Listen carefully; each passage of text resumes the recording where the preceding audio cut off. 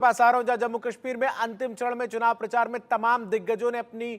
पूरी जान जो है झोंक दी है और तमाम जो राजनीतिक दल है उनके तमाम बड़े नेता जो चुनाव प्रचार में जुटे हुए नजर आ रहे हैं। और आज राहुल गांधी भी 2 चुनावी जनसभाओं को संबोधित करेंगे और प्रियंका गांधी भी आज जम्मू कश्मीर में रहेंगी।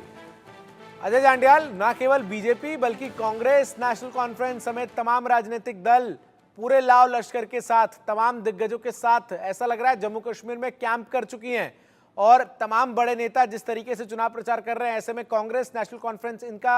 और पीडीपी का क्या कार्यक्रम रहेगा चुनाव प्रचार का, इसकी भी जानकारी दे दीजिए।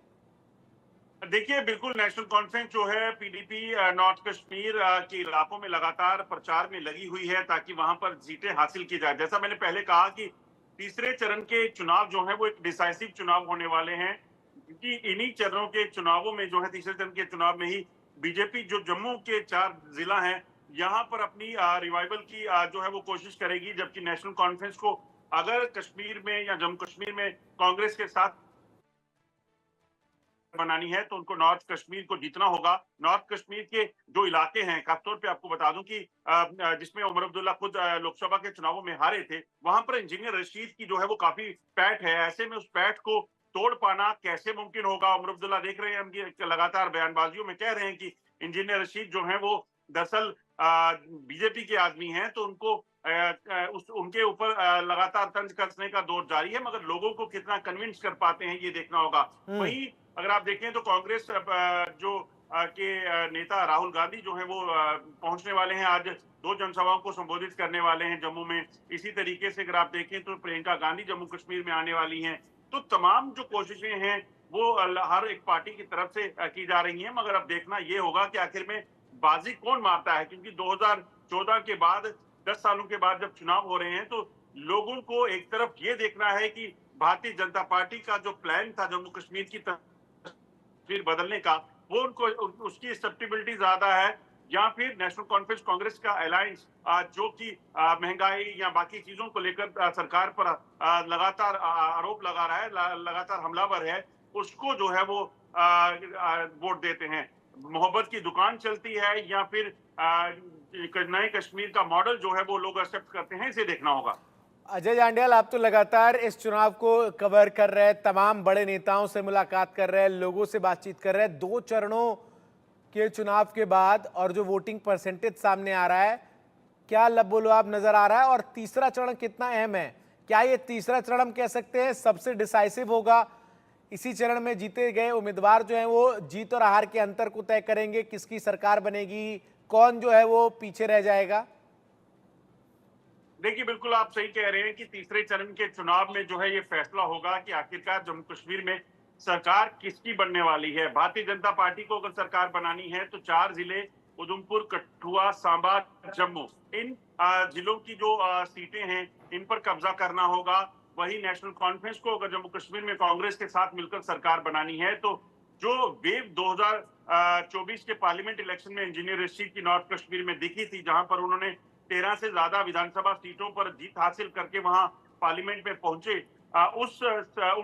सीटों पर नेशनल कॉन्फ्रेंस को अपने आप को रिवाइव करना होगा। अगर ये नहीं हो पाया तो यकीनन नेशनल कॉन्फ्रेंस पीछे रह जाएगी और बीजेपी यहाँ पर एज पे रहेगी। जम्मू में कांग्रेस को सीटें जीतनी है, क्योंकि जम्मू में जो मुकाबला है अलायंस का, उसमें कांग्रेस प्रत्याशियों का बीजेपी के प्रत्याशियों के साथ है, जबकि कश्मीर में इंजीनियर रशीद, पीडीपी और नेशनल कॉन्फ्रेंस का आपस में मुकाबला है। तो यकीनन ये बड़ा डिसाइसिव रहने वाला है, मगर जो पहले 2 चरणों में हुआ है वो इशारा इस ओर है कि हंग असेंबली के चांसेस जो है वो जम्मू कश्मीर में ज्यादा बन रहे हैं। किसी भी पार्टी को पर्याप्त सीटें, जो 46 का जो मैजिक नंबर है, वो नहीं हासिल होगा और उसी के बलबूते पे कहीं ना कहीं देखना पड़ेगा कि आखिरकार सरकार बनाने के लिए किसको सबसे ज्यादा सीटें मिलेंगी, क्योंकि दावेदारी जो है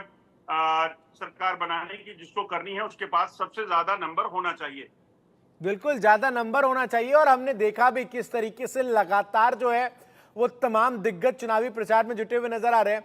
एक और जो सबसे इंटरेस्टिंग चीज अब तक के इस 2 चरण के चुनाव में नजर आ रही है अजय जांडियाल, वो वोटिंग परसेंटेज है। हम उन तमाम इलाकों में जहां एक वक्त जो है वो मतदाता घरों से बाहर निकलकर पोलिंग बूथ तक पहुंचने में खुद को सुरक्षित महसूस नहीं करते थे, वो जब बड़ी संख्या में वोट करने निकल रहे हैं तो ये इशारा किस तरफ दर्शाता है क्या ये जम्मू कश्मीर की बदली तस्वीर को दर्शाता है, या फिर ये जो बीते 10 साल से विधानसभा के चुनाव नहीं हुए जम्मू कश्मीर में, वो जो हो रहे हैं वापस से, तो लोगों को जो नेता चुनने का मौका मिल रहा है उसके प्रति लोगों की जो जागरूकता है उसको दर्शाता है? देखिए जिस दिन एक चीज को समझना होगा, ज्यादा वोटिंग या कम वोटिंग का असर जो होता है, अगर कहीं दो पार्टियों के बीच में मुकाबला हो तो वहां पे देखा जाता है कि कहीं एंटी इनकम्पेंसी होती है और कहीं जो है वो डेवलपमेंट को देखकर लोग जो है वोट देते हैं। मगर यहाँ आप देखिए तो मुकाबले हर जगह मल्टी कॉर्नर फाइट हो गई है। जम्मू कश्मीर की अगर बात की जाए तो जब नए दल आए, चाहे वो अल्ताफ बुखारी की अपनी पार्टी है, गुलाम नबी आजाद की डीपीएपी है, इंजीनियर रशीद की अपने पार्टी है एआईपी, उसके बाद जमात के लोगों ने जब यहाँ पे चुनाव लड़ने का फैसला किया, तो यकीनन ये सारी जो चीजें हुई हैं, ये सारी चीजें इशारा करती हैं कि जम्मू कश्मीर की चुनावी सरगर्मियां जो तेज हुई हैं, इससे जम्मू कश्मीर की जो पॉलिटिकल तस्वीर है, राजनीतिक जो तस्वीर है, वो बदलने वाली है। ऐसा नहीं होने वाला कि कोई भी एक सियासी दल जो है उसको बहुत ज्यादा सीटें मिल जाए, क्योंकि जो इंडिपेंडेंट है जिनकी संख्या 40% यही मेरा अगला सवाल होने वाला था आपसे अजय जांडियाल। पर एक बड़ी खबर पहले दर्शकों को बता दूं, जहां आज प्रियंका गांधी भी जम्मू कश्मीर पहुंच रही है। कठुआ और जम्मू में वो चुनावी जनसभा को संबोधित करेंगी और पार्टी कार्यकर्ताओं से भी मिलेंगी प्रियंका गांधी। अजय जांडियाल, बात हम कर रहे थे इंडिपेंडेंट प्लेयर्स की। इस बार चूंकि आपने जानकारी दी, इंजीनियर राशिद की पार्टी हो या फिर जमात के संगठन हो या फिर गुलाम नबी आज़ाद की पार्टी हो, ये जो तमाम फैक्टर्स हैं, ये कितना बड़ा रोल प्ले कर रहे हैं इस बार के चुनाव में। और नेशनल कॉन्फ्रेंस और कांग्रेस का एक तरफ तो गठबंधन है, तो वहीं दूसरी तरफ पीडीपी अलग है, बीजेपी अलग चुनाव लड़ रही है। पोस्ट पोल अलायंसेस की संभावना किन किन के बीच नजर आती है? चुनाव के दिन जब हम बात कर रहे थे नेशनल कॉन्फ्रेंस के मेहमानों से और कांग्रेस के मेहमानों से, बीजेपी के प्रवक्ताओं से और कुछ वरिष्ठ पत्रकार भी जब पैनल में जुड़े थे, तो वो इस बात का जिक्र कर रहे थे कि कोई आश्चर्य की बात नहीं होगी अगर बीजेपी और नेशनल कॉन्फ्रेंस के बीच भी पोस्ट पोल अलायंस देखने को मिल जाए।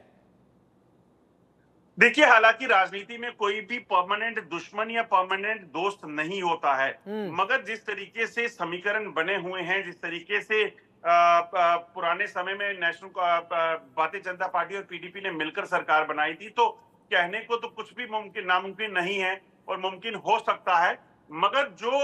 पीडीपी ने आज देख रही है, क्योंकि पीडीपी अगर आप देखें तो बीजेपी में के साथ सरकार बनाने के बाद, जब गठबंधन की सरकार के बाद जब टूटी, उसके बाद आज 10 सालों के बाद चुनाव हो रहे हैं, तो सबसे ज्यादा दिक्कत पीडीपी की कश्मीर में अगर है तो वो यही है कि उन्होंने भारतीय जनता पार्टी के साथ सरकार बनाई। लोगों में बीजेपी कश्मीर की अगर बात की जाए तो उस तरह की एक्सेप्टेबिलिटी जो है वो नहीं अभी तक हो पाई है। और नेशनल कॉन्फ्रेंस की इसी तरह से अगर वापस बीजेपी के साथ सरकार बनाने की बात की करें, तो मुझे नहीं लगता है कि इस तरह की नेशनल कॉन्फ्रेंस गलती दोहराने की कोशिश करेगी ताकि उनका हल पीडीपी जैसा हो जाए। 28 सीटें 2014 में हासिल की थी और आज देखिए पीडीपी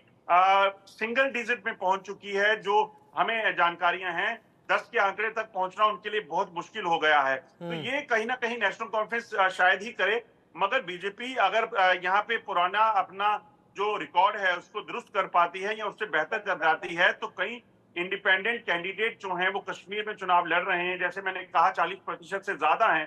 तो वो लोग जो हैं वो सहयोगी हो सकते हैं। हालांकि पीडीपी के साथ बीजेपी की सरकार बनी थी, पीडीपी वापस बीजेपी को ज्वाइन करती है या नहीं, ये देखना होगा। दूसरा, अगर आप देखें तो कई दल